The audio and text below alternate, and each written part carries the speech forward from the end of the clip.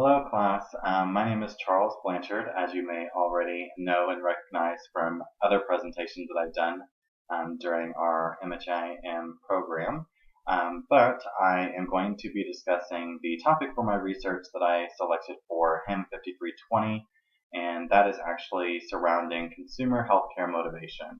So I'm going to go ahead and dive right in and just kind of give an overview of today's presentation, and that's going to be first defining what is the problem and with healthcare motivation and speaking more so to the key aspects of developing an effective wellness program and thinking about past research on intrinsic versus extrinsic motivation and the outcome of my data results and the purpose of me doing the research and how that can impact future research.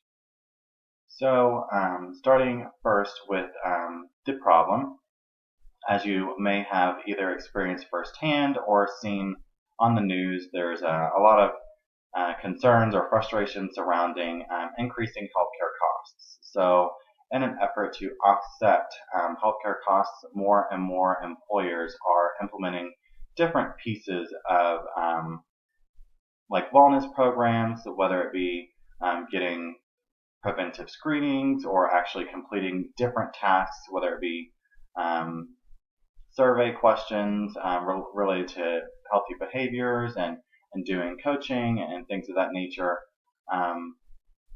and trying to find ways to motivate their employees to have taking better care of themselves essentially, which in turn reduces the employer's costs. And in a way, it's actually trying to something that I do for my current job is actually related to all of this, which is kind of what piqued my interest and kind of trying to create more transparency around these different wellness programs and what might be most effective for employers to get their employees more engaged. So, going to the next topic of keys to an effective wellness program.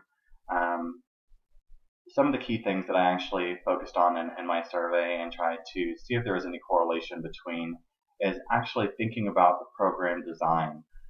Is the program or the wellness program easy? Is it easy to understand? Is it easy to achieve? I've seen a variety of different wellness programs ranging from simple tasks of just going and getting your routine physical annually and or something that can be even more intricate and requiring all dependents to complete assigned tasks, whether it be age and gender screenings or immunizations or different things in order for them to motivate their employees to partake. So this also impacts the perceived benefit of the employees participating in the wellness program, and do they feel more motivated by the wellness program tasks themselves. Also thinking about the HRA resources and how the program is explained to the employees. The more information that is provided, the clearer direction that's provided, is that going to help employees feel more confident in their ability to complete the assigned tasks. Thinking about motivational factors such as costs, seeing if they don't complete the tasks, or I'm sorry, if they do complete the tasks, then they'll actually get HRA contributions, or even actually seeing premium reductions as forms of compensation for completing the wellness program for their employer, or thinking about the penalties of premium increases for not completing the tasks, or even seeing reduced coverage or eliminated coverage altogether. So that takes us to the purpose of my paper was to analyze the effects of penalties and rewards have on the employees or participants of the assigned wellness programs, and if these extrinsic motivators supersede commonly identified intrinsic motivators. So the results of my paper, I found a significant positive correlation between the cost and compensations and actually the motivation factor. So I found that there was a correlation at approximately 0.72, which is equivalent to about 72%.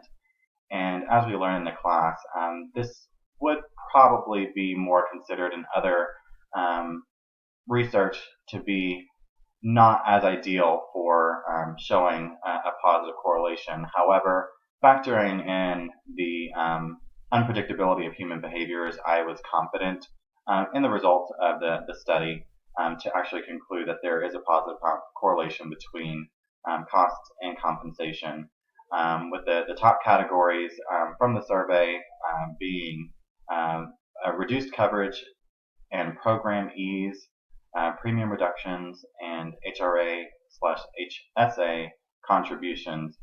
Those being the top 4 contributors to driving more motivation in the employees.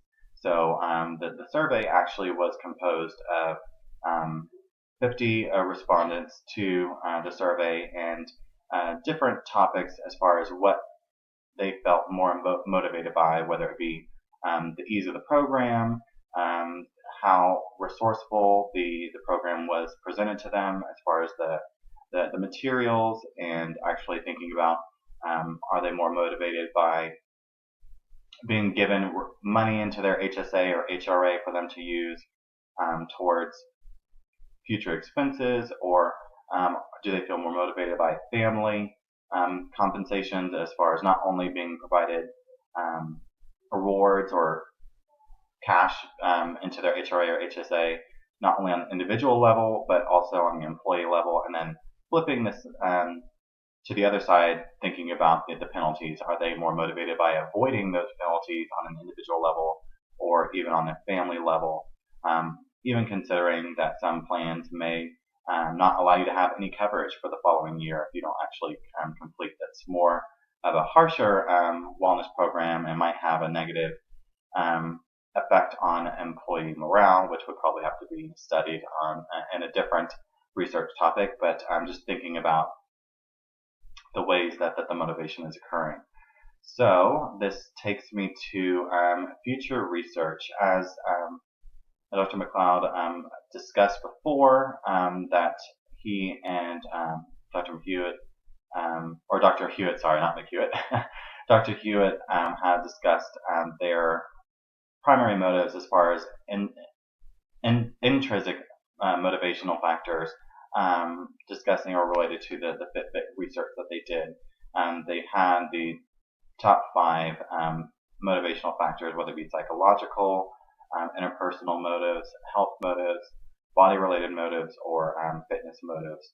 And future research, taking into account the positive correlation that I found in mine, is kind of building on top of that model and presenting a 6th motive to kind of supersede the intrinsic motivation factors that were presented by the existing research. So I'm actually kind of proposing an opposing theory that extrinsic motivational factors might indeed provide a higher effect than intrinsic motivations when it comes to stirring or creating long-term healthy behaviors. So with that said, I hope that you enjoyed my presentation and kind of start thinking about those attributes whenever you either personally run into a wellness program being rolled out by your employer, or already have had that exposure, and just kind of thinking about the things that you have found to be most motivational for you, or most effective. Have they really created long-term effects and turned or identified something that was life-changing for you that you would have never known, and potentially could have had a more detrimental impact. So again, thank you for watching, and I hope you enjoyed my presentation. Thank you.